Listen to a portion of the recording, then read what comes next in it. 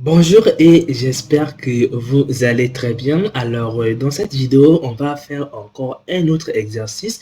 Donc, nous sommes au troisième exercice sur le langage Python, bien évidemment pour prendre un départ avant de commencer le scripting dans Blender.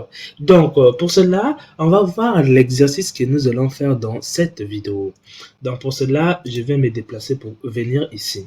Alors, nous sommes au troisième exercice et on va faire cet exercice qui est là. On doit écrire un programme qui demande à l'utilisateur de saisir un mot, puis d'afficher le nombre de lettres que contient ce mot. Donc, le nombre de lettres auquel, si vous comptez le mot, il y a un nombre de lettres. Donc, chez nous, l'objectif est de saisir et automatiquement faire apparaître le nombre de lettres que contient le mot. Donc, pour cela, on va revenir ici. Vous allez me demander à quoi ça va nous servir dans cette vidéo. En fait, ça va vous apprendre maintenant à utiliser les fonctions. Bien que je n'ai pas encore fait un cours sur les fonctions, mais je vous donne au moins les idées à quoi l'importance des fonctions. Donc, pour cela, nous allons venir ici. Vous allez cliquer sur New pour commencer à écrire votre programme. Je vous préviens bien que si vous n'avez pas vu les cours précédentes ou encore les vidéos précédentes sur les cours, allez-y vraiment le voir, ça vous sera utile pour comprendre cette vidéo. Si vous voyez ces vidéos, vous allez voir que ce que nous sommes en train de faire est très facile. Donc, j'espère que vous avez compris. Vous avez même les liens en description. Sans pourtant tarder, on va commencer. Donc, la première des choses, on doit écrire un programme qui demande à l'utilisateur de saisir un mot. Donc, nous, la première des choses, c'est de donner la possibilité à une personne de saisir. Donc, pour cela, on va mettre K est égal, donc ça veut dire K va enregistrer ce que la personne va saisir. Et vous allez mettre input pour donner la possibilité de saisir. Donc, toujours mettre les parenthèses. Les parenthèses, un mot suivi d'une parenthèse est appelé une fonction. Alors, donc K va nous permettre d'enregistrer ce que on va saisir. Et input que vous voyez ici avec la parenthèse, en fait, c'est un code qui permet de donner la possibilité à une personne de saisir quelque chose. Alors, vous allez cliquer sur exécution, vous allez trimballer vers vos fenêtres et vous allez arriver sur cette fenêtre qui est tout noire. Donc, je ne sais pas sur macOS comment ça y est, mais là, quand je clique, vous voyez bien que je suis en train de saisir. Mais quand je mets OK, je n'ai plus la possibilité de saisir parce que j'ai qu'une ligne. Si vous mettez une ligne pour la zone de saisie, vous n'aurez que si une ligne. Donc, il faut répéter ça plusieurs fois pour avoir plusieurs zones de saisie. Alors, pour cela, on va revenir ici. Une fois qu'on a réussi la saisie, on va maintenant faire justement un petit test pour voir est-ce que ça enregistre réellement ce qu'on saisit. Donc, pour voir quelque chose sans pourtant donner la possibilité de saisir, juste pour voir, vous allez mettre print. Là, ça vous permet de voir sans avoir besoin de saisir. Donc là, on va mettre à l'intérieur ce qu'on veut voir. Donc, bien évidemment, c'est ce que la lettre K vient d'enregistrer ou ce que K vient d'enregistrer. Donc, vous allez lancer le programme et vous allez tomber ici. Si par exemple, on essaie d'écrire Blender, vous allez encore voir que le message Blender s'est encore affiché. C'est parce que quoi? Le code que nous venons de faire ici, ça permet simplement d'afficher et non de saisir.